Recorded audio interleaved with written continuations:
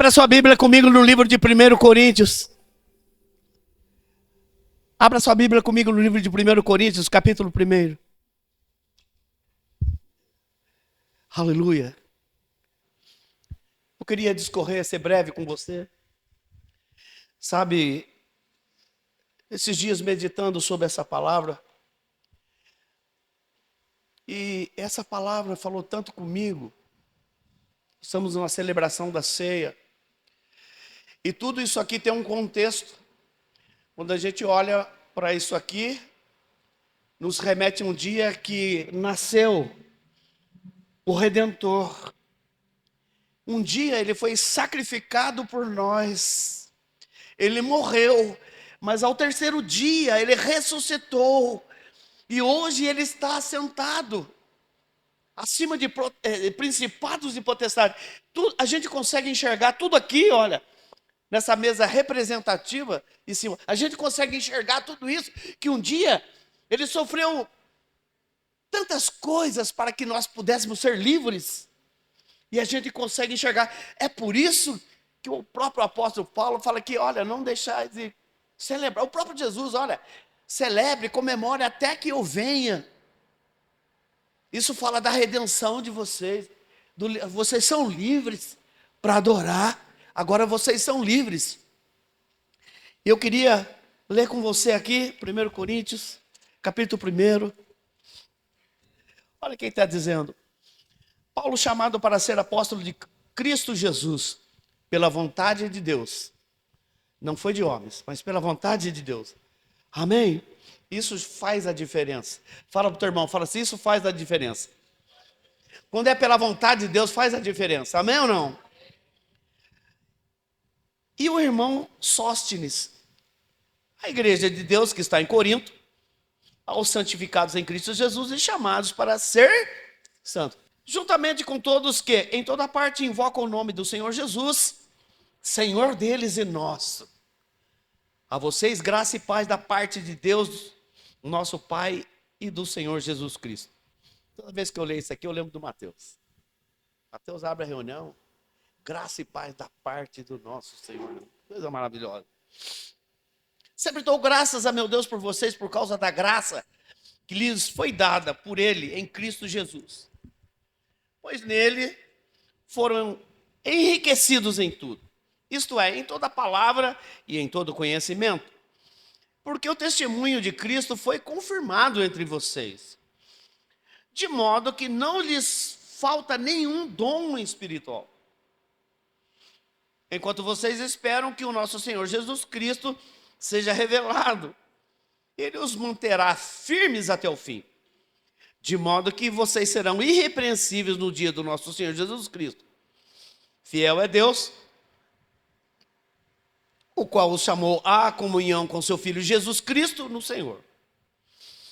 Agora vem o cerne da palavra. Irmãos, em nome do Senhor Jesus Cristo, suplico a todos vocês que concordem uns com os outros no que falam, para que não haja divisões entre vocês. Antes que todos estejam unidos, num só pensamento e num só parecer, meus irmãos, fui informado por alguns da casa de Cloé de que há divisões entre vocês. Com isso quero dizer que algum de vocês afirma, eu sou de Paulo, ou eu sou de Apolo, ou eu sou de Pedro, ou ainda, eu sou de Cristo. Acaso Cristo está dividido? Foi Paulo crucificado em favor de vocês? Foram vocês batizados em nome de Paulo? Dou graças a Deus por não ter batizado nenhum de vocês. Olha aqui. Paulo falou assim, crendo aos pais, ainda bem que eu não batizei nenhum de vocês. Exceto Crispo e Gaio, de modo que ninguém pode dizer que foi batizado em meu nome. Batizei também os da casa de Estéfanas. Além desses, não me lembro se batizei alguém mais.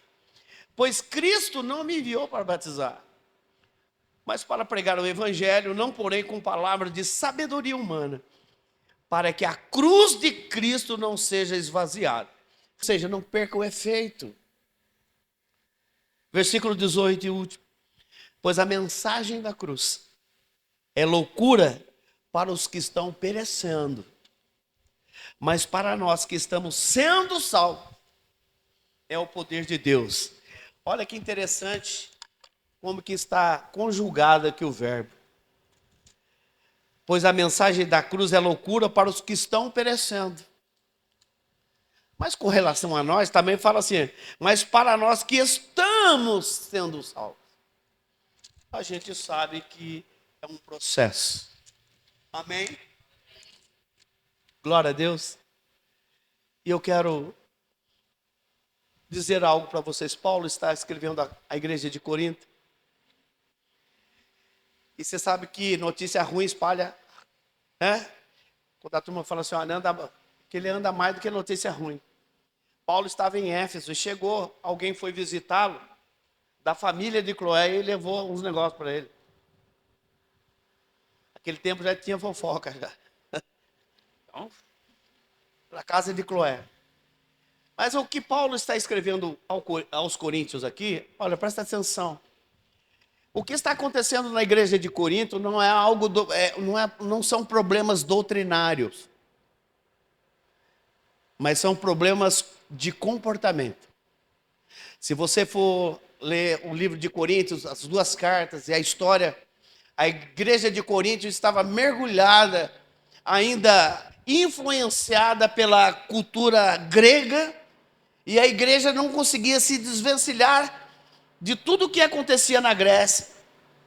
Aquele principado que existia na Grécia, em Corinto, a deusa Afrodite, a deusa da imoralidade sexual, estava dentro da igreja. São tantos, nem vou comentar aqui o que acontecia dentro da igreja de Corinto. Estava mergulhado. O próprio apóstolo Paulo, depois no versículo 11 de 1 Coríntios, ele fala a respeito da ceia. E se você olhar o contexto, muitas vezes a gente pega só aquele 11 e coisa e quer muitas vezes. Mas o contexto, quando Paulo chega na ceia, ele está falando que os cultos já estavam bagunçados. Aí quando chega na hora da ceia, não tem mais reverência, sabe? Mas o problema de Corinto, na verdade, não era problema doutrinário. Era problema comportamental. Isso é triste, hein? Já pensou uma igreja que prega a verdade? Prega os dons do Espírito, prega tudo, tranquilo. Mas está dividida apenas por comportamental. E o Paulo está falando aqui, uns dizem que você é de Apolo. Na verdade, Apolo era um grande talento. Naqueles dias, Apolo, Paulo, Cefas. Imagina fazer um congresso aqui na igreja do Senhor, pastor, de quinta a domingo. Os maiores pregadores vão estar aqui, vamos fazer um congresso de avivamento. Quinta-feira, para abrir o congresso, apóstolo Paulo. Aí fica aquela expectativa, se quinta-feira pregou o apóstolo Paulo, quem que vai pregar na sexta? Misericórdia, coitado dessa coisa. Quem vinha na sexta? Apolo. Apolos que era tremendo, era um talento, era coisa de louco. Misericórdia, na sexta falou assim, quem que vai vir sábado? Sábado vai vir agora Cefas, Pedro. Quem foi? Misericórdia, a transformação depois de Pentecoste. E no domingo, para fechar o pacote, pastor Cid Nelson. Coisa de louco, irmão. Paulo está falando, e havia divisões na igreja, esses grupinhos, partidarismo.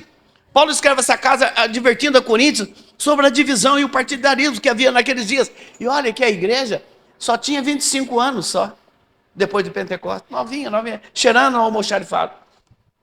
E estava com esses problemas dentro da igreja.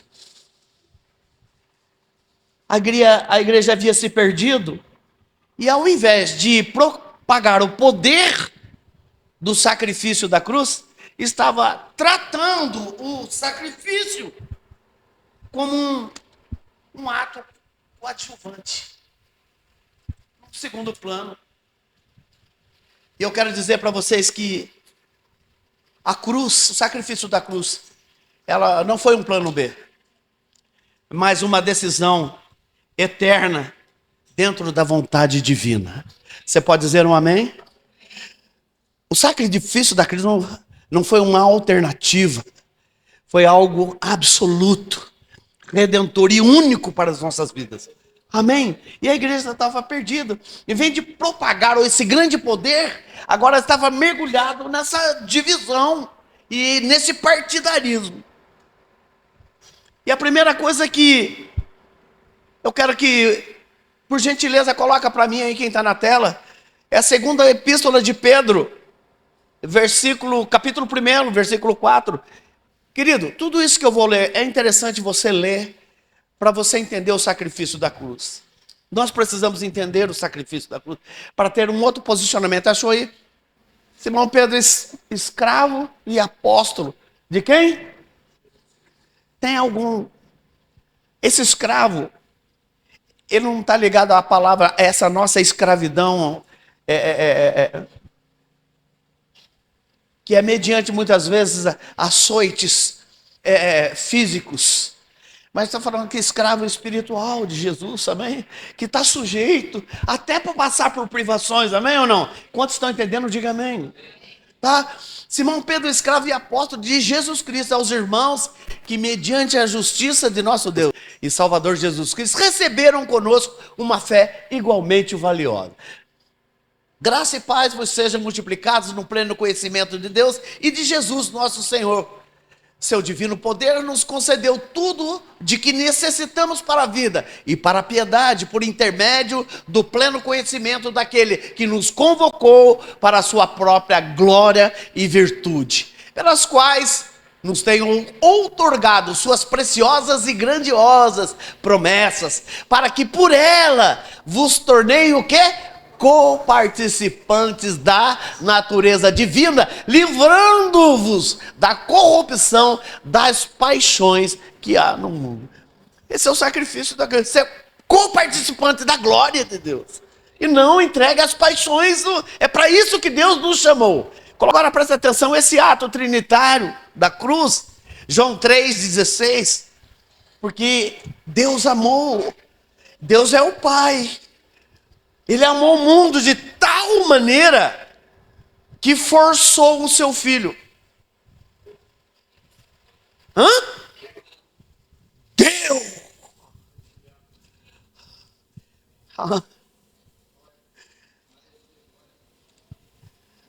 Só isso a gente já podia ir embora.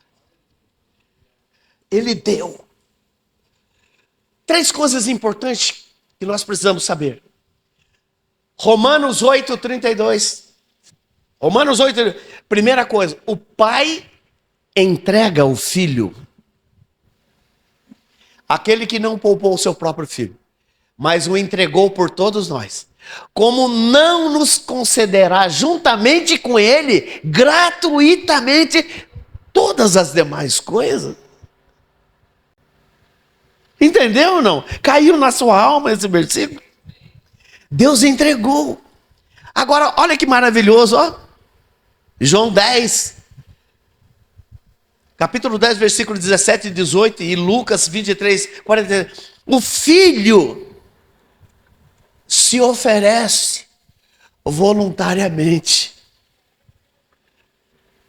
Por esse motivo, o Pai me ama, porque o quê? Jesus dizendo, eu entrego a minha vida para retomá-la. Versículo 18. Ninguém a tira de mim. Antes eu a entrego de espontânea vontade. Tenho poder para entregá-la. E poder para retomá-la. Ele tinha. Esse é o mandamento que recebi do meu Pai. Lucas capítulo 23, versículo 46. Então Jesus bradou com voz forte. Pega isso. Pai, em tuas mãos entrego o meu espírito.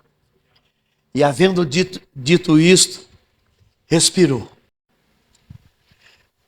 O Pai entrega, o Filho se oferece. E o Espírito Santo, Hebreus 9, 14. E o Espírito Santo sustenta o sacrifício eterno. O Espírito Santo sustenta. Quanto mais o sangue de Cristo, que mediante o Espírito eterno se ofereceu de forma imaculada a Deus, purificará completamente a nossa consciência de comportamentos que conduzem à morte, para que sirvamos ao Deus. Amém ou não? Paulo está lutando então com a igreja e fala, não era doutrinário, era comportamental. Agora, queridos, vamos se aprofundar um pouquinho mais. Esse sacrifício da cruz, esse poder que nos trouxe através da cruz, ele tem algumas peculiaridades interessantes. Por que Jesus teve que morrer através da cruz? Por que não foi por apedrejamento? Deixa eu trazer uma informação para você. Porque esse primeiro momento da pregação, eu só vou te dar informação. A pregação vai ser no finalzinho da palavra. Curtinha a pregação. Eu só vou te dar informações importantes para você. A pena judaica executada pelos líderes religiosos da época era dentro da lei. E era uma execução rápida, local limitada, não tinha exposição pública. Por apedrejamento. Não derramava sangue da forma exigida. E diz a palavra que sem derramamento de sangue não há o quê? Remissão de... Amém ou não? Isso está lá em Hebreus 9:2. Sem derramamento de sangue não há remissão de pecados. Então o sacrifício exigia o quê? Sangue visível, entrega consciente e oferta voluntária. Estevão também foi apedrejado. Mas essa pena judaica cabia somente aos judeus de apedrejamento. Aliás, aos romanos. E a morte de cruz? Nós vimos por que Jesus não pôde ser apedrejado. Porque precisava haver derramamento de sangue até a última gota. E a gente sabe que lá na cruz, quando aquele soldado o traspassa com aquela lança, ali se esvai tudo que ele tinha, sangue e água. E ali então se acaba. E a morte de cruz, a sentença, era uma das penas mais cruéis da época. Humilhantes e degradantes, executada pelo Império Romano. Ok? Não era aplicada a qualquer pessoas, mas a escravos, como nós vimos. Suplicium servili, castigo de escravo. Era o castigo de escravo. E Jesus foi vendido por quantas moedas? Por 30 moedas. Esse era o valor do quê? De um escravo. Então a sentença romana era para o escravo. A morte de cruz também era para os rebeldes que atentavam contra os seus senhores, ou contra o Império Romano, contra o governo romano, considerados sem honra e sem direitos. Criminosos de alta periculosidade, assassinos, ladrões, violentos, salteadores de estrada. Crimes de ameaça à ordem pública. Rebeldes políticos, revolucionários, insurgentes e líderes que ameaçavam Roma, ou crime de sedição. E a cruz também trazia um recadinho político. A cruz trazia um recado político que foi colocado em cima da cruz do nosso Senhor Jesus Cristo. Aquilo era um recadinho. Quer se rebelar contra Roma? Quer dizer que você é o rei dos reis? O rei dos judeus? Então ele colocou lá, Jesus Nazareno, rei dos judeus. Aquilo era uma zombaria. Não é o rei mesmo? Isso aqui é para você que intentam contra a nossa ideologia, contra o nosso governo, contra a nossa doutrina. Agora, uma coisa interessante, que a gente vai entender quando Paulo diz que a cruz é loucura para aqueles que estão se perdendo. Porque os romanos, eles não podiam ser crucificados. Eles se achavam a elite. Então, essa sentença em grau máximo, essa medida, para eles não poderia servir. Para o judeu, sim, mas para o romano, não. A eles era reservada, quando muito, a decapitação, pena honrosa. Mas o muito que podia ser. Outra coisa interessante, a cruz envolvia nudez pública, zombaria, dor prolongada, exposição do corpo, morte com vergonha, não apenas com dor, mas com vergonha. Jesus foi despido na cruz.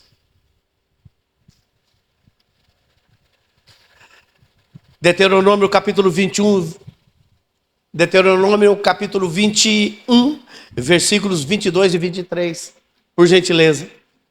Isso já estava escrito lá na velha aliança. Se um homem, olha lá, ó Jesus Cristo aqui, ó.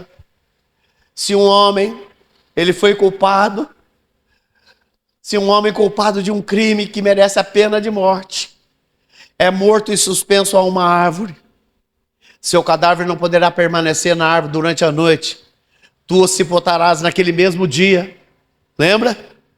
Pois o que for pendurado no madeiro está debaixo de maldição, do desprezo de Deus. Sendo assim, não tornarás impura a terra que o eterno Senhor teu Deus te dá como herança. Era necessário que isso acontecesse, que ele levasse sobre si os nossos pecados e as nossas dores, as nossas chagas. A cruz representava maldição, rejeição social, abandono. Eloi, Eloi, lama sabachthani. Deus meu, por que me desamparaste? João 12:32, João 12:32. Quando eu for levantado da terra, atrairei todos a mim. Jesus precisava ser exposto. A morte via cruz já havia sido profetizado lá em Isaías 53. Quem deu crédito à nossa criação? Isaías 53, versículo, isso já está aí, ó. Quem deu crédito à nossa pregação? E a quem foi revelado o braço de Yahvé? Ele cresceu diante dele como um broto tenro e como uma raiz saída de uma terra árida e estéril. Ele não aparentava qualquer formosura ou majestade que pudesse atrair os seres humanos. Nada havia em seu aspecto físico pelo que pudéssemos ser cativados. Pelo contrário, foi desprezado e rejeitado pelos homens.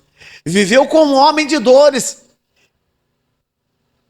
Experienciou todo o sofrimento, caminhou com alguém de quem os seus semelhantes escondem o rosto. Foi menosprezado. E nós não demos à sua pessoa importância alguma. E no entanto, suas dores eram as nossas próprias enfermidades que ele carregava em seu ser. Sobre o seu corpo levou todas as nossas doenças. Contudo, nós o julgamos culpado e castigado por Deus, pela mão de Deus, ferido e torturado. O seguinte, mas de fato, ele foi transpassado por causa das nossas próprias culpas e transgressões. Foi esmagado por conta das nossas iniquidades, mas o castigo que nos propiciou a paz caiu tudo sobre ele. E mediante as suas feridas fomos sarados. Em verdade, todos nós, tal como ovelhas perdidas, andamos errantes. Cada ser humano tomou o seu próprio caminho. E Yahvé fez cair sobre ele a iniquidade de todos nós. Ele foi maltratado, humilhado, torturado. Contudo, não abriu a sua boca, agiu como um cordeiro levado ao matadouro, como uma ovelha que permanece muda na presença dos seus tosqueadores. Ele não expressou nenhuma palavra. Aleluia. Aleluia. A crucificação é um ato proclamativo e não oculto. A outra coisa interessante é que a cruz, ela transferiu responsabilidades. Os judeus condenaram, mas foram os romanos que executaram. Lembra de Adão no Éden? Adão, onde estás? O que aconteceu com você, Adão? A transferência de responsabilidade. Foi a mulher que tu me... Sabe, queridos? Queria que você refletisse sobre... São informações. Eu não estou pregando, estou dando informações. Mas a cruz, ela confronta. Olha aqui para mim só um instante. A cruz confronta. O poder, olha isso aqui, o poder, ele domina pela força. O poder humano, o governo humano, ele domina pela força. Mas o poder da cruz vence por entrega. Mateus 16, 24. Quem quiser seguir após mim, faz o quê? Negue-se a si mesmo. Tome a sua cruz e o quê? E siga-me. Siga-me o quê? A cada dia. Não esquece não do último não, que é importante. A cada dia. Porque muitas vezes a gente lê até a metade. Quem quiser vir após mim, negue-se a si mesmo, tome a sua cruz e siga-me. A cada dia. Roma governava pela espada, mas Jesus reina pelo sacrifício. Amém ou não? O reino de Deus é interessante, porque ele inverte valores. Os valores são outros. E o que eu vou dizer aqui foi extraído da Bíblia, tá? Porque você pode associar alguma pessoa que falou e que você vai lembrar, não foi ela que falou, foi na Bíblia. Porque está dizendo assim, olha, o que desce é exaltado. Quem perde, ganha. E quem morre, vive. Amém? Não é essa pessoa que você está pensando aí. Quem perde, ganha, quem ganha, perde. Não é essa, não. É a Bíblia que está dizendo. Lucas 9, 24. Porque qualquer que quiser salvar a sua vida, perdê-la. Mas qualquer que por meio de mim perder a sua vida, a salvará. Amém? Agora presta atenção aqui. Presta atenção que nós estamos chegando no fim dessas informações. A cruz romana, quando nós olhamos para o filme lá, Paixão de Cristo, do Mel Gibson, onde a gente vê Jesus pelos becos e as vielas sendo maltratado. E ele vai com aquela cruz nas costas. Na verdade, a cruz romana era um pouco diferente. A cruz romana era constituída do pátibulo e do estipes. E o pátibulo era o quê? Era aquela trava transversal. Foi aquilo que Jesus carregou, que era muito pesado. Diz a história que pesava de mais de 30 a 50 quilos. Aquela tora, aquela trave. E os chipes, que era na vertical, já ficava no lugar onde ele seria sentenciado. Mas isso traz um significado espiritual interessante para nós.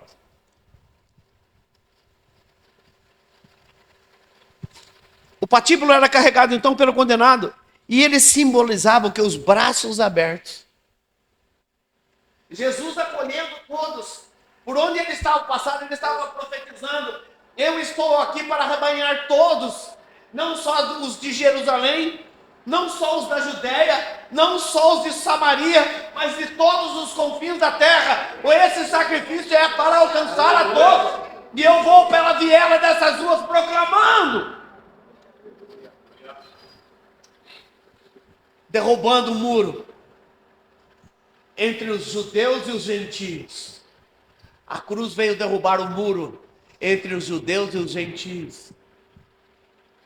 Une os inimigos, forma um novo povo, a reconciliação. A cruz, ela é um ponto de reconciliação, um ponto de encontro de todos os povos, de todas as raças, de todas as tribos, de todas as línguas, de todas as nações. Aleluia. E a estaca vertical? A estaca ficava fixada, permanente no local da execução. E ela simbolizava a redenção. A salvação do pecado vindo de quem? De Deus. Deus deu o seu filho. Aleluia. E agora ele o recebe. A comunhão permanente do filho com o pai. Em todo momento, o filho não perdeu a comunhão com o pai. Mesmo vindo em carne. Olha que maravilha. Coisa maravilhosa. Os poderes da cruz. Primeiro, redenção. Reconciliação de Deus com a humanidade. Maravilha. É só olhar aqui que você vai enxergar. O outro poder da cruz está no perdão. Não por mérito, mas por graça. Alguém merecia alguma coisa? Não. O outro poder da cruz está na vitória sobre o pecado e a morte. Saber que nós não vamos, os que estão em Cristo não vão morrer mais. Quantos estão entendendo o que eu estou falando? Aqueles que estão em Cristo não vão morrer mais. O pecado já não terá mais domínio sobre vós, porque nós não estamos mais debaixo da lei, mas debaixo da graça. Olha que maravilha. Amor incondicional. Sujeitou-se à morte, morte de cruz. Abre para mim, para a gente ler João, capítulo 19, 30. Tetelestai. Tetelestai. Então, assim que experimentou o vinagre, você sabe que esse vinagre era uma composição. Você sabe que o vinagre ele foi feito para desinfetar, ele tem esse poder. E ali era uma composição de vinagre e mais algumas coisas para desinfetar aquelas latrinas públicas que tinha ali. E quando um soldado pega uma esponja e passa naquele vinagre, naquela lata com vinagre, era aquele vinagre que eles tinham feito a limpeza das latrinas públicas. Você consegue enxergar isso? Ora, my person.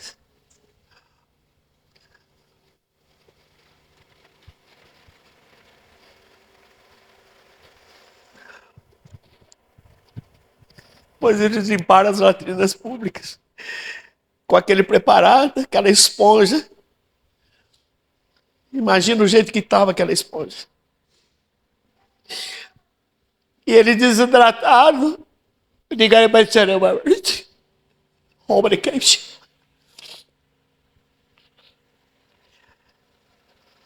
Talvez alguém possa dizer aqui sobre uma experiência, quem já perdeu muito sangue, seja num acidente ou numa coisa, a sede que dá. Alguém já passou por isso aqui, de corte, alguma coisa nesse sentido? Quem passou por um acidente que perde muito sangue, você não sabe a sede que dá. Diz a palavra que Jesus teve sede. Então eles pegam aquela varão que tinham limpado as latrinas públicas.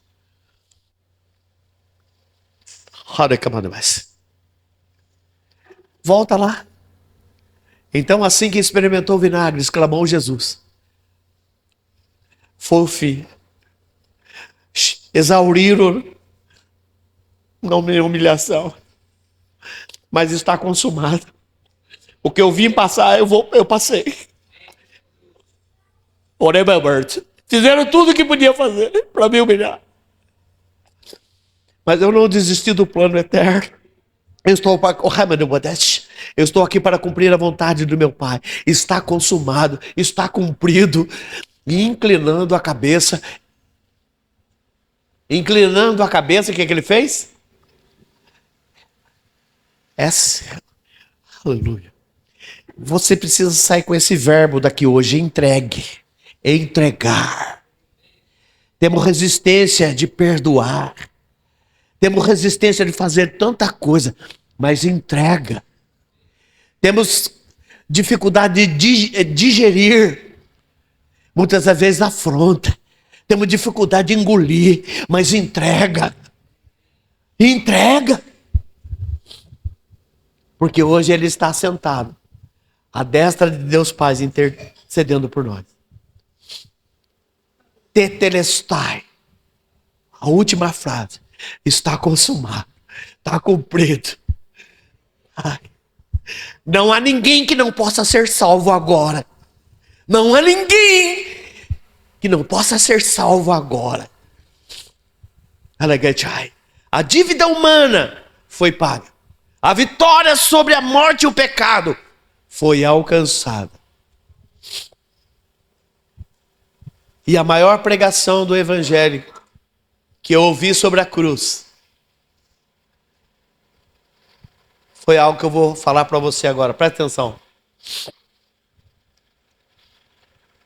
George Bernard, nascido em 4 de fevereiro de 1873, está em Ohio, Estados Unidos. Ele era um pastor metodista e ele trabalhava voluntariamente no Exército da Salvação. Quantos se lembram que tinha um Exército da Salvação? Num momento de profunda depressão, queria chamar os músicos aqui, por gentileza. Nós vamos dar esse ambiente dessa ministração agora. Porque a pregação começa aqui agora, viu? A pregação, a maior expressão da cruz está naquilo que nós vamos ouvir agora. Esse pastor, no momento de profunda depressão e reflexão, porque diz que ele era muito pobre, ele passava muitas dificuldades, mas ainda trabalhava no Exército da Salvação. E numa meditação profunda, chegou numa profunda depressão e reflexão a respeito da dor e o sacrifício. Ele chegou numa depressão de tanto meditar no sofrimento de Cristo. Ele ficou debilitado de ver, de imaginar, de ali orando e sabendo o quanto que Jesus sofreu por nossa causa. E diante desse período de consagração, de meditação, e chegou num estado que atingiu o seu estado físico, o sofrimento de Cristo. Ele sonhou um dia, teve uma revelação sobre a cruz. E a cruz era pesada e rude, de madeira. E escreveu um dos mais belos hinos da harpa cristã. A canção foi exposta em 1900, foi composta entre 1912 e 1913. George Bernard. A maior pregação sobre a cruz está inserida neste hino. Queria que você ficasse em pé.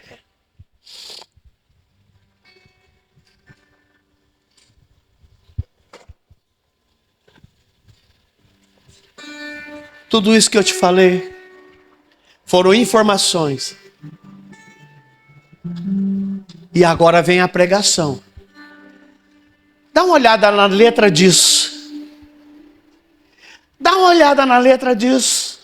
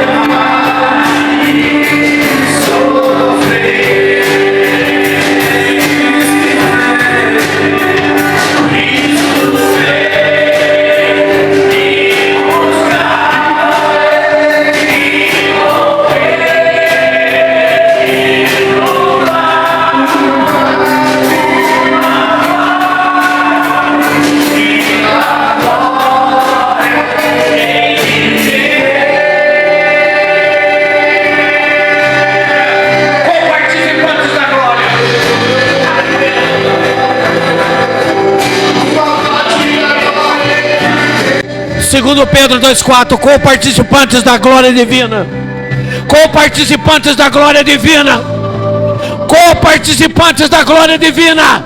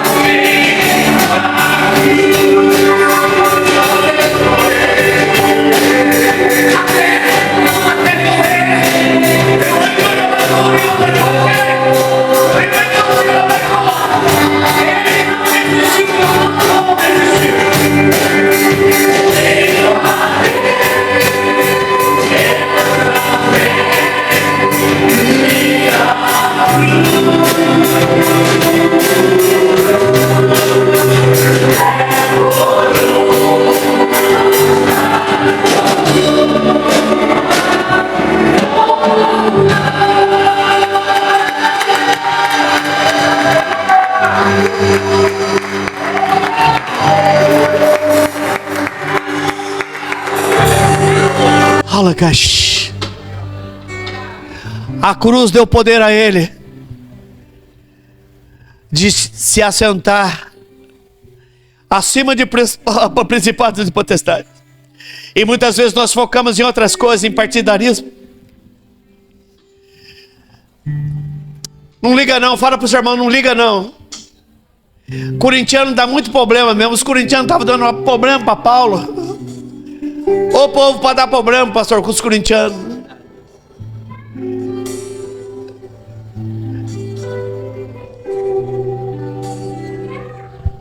Mas a cruz, ela nos faz assentar em lugares altos. Você pode dizer isso para o seu irmão? Pega ele e fala assim: a cruz nos faz assentar em lugares altos. Amém ou não? Amém mesmo? Você pode aplaudir o Senhor mais uma vez. Aleluia. Eu ouvi alguém dizer certa feita que o crente, a ocasião que o crente mais mente é quando canta, né? Mas hoje não. Nós vamos levar essa mensagem até o dia que nós trocarmos a nossa cruz com uma coroa de vitória. Amém? Louvado seja Deus.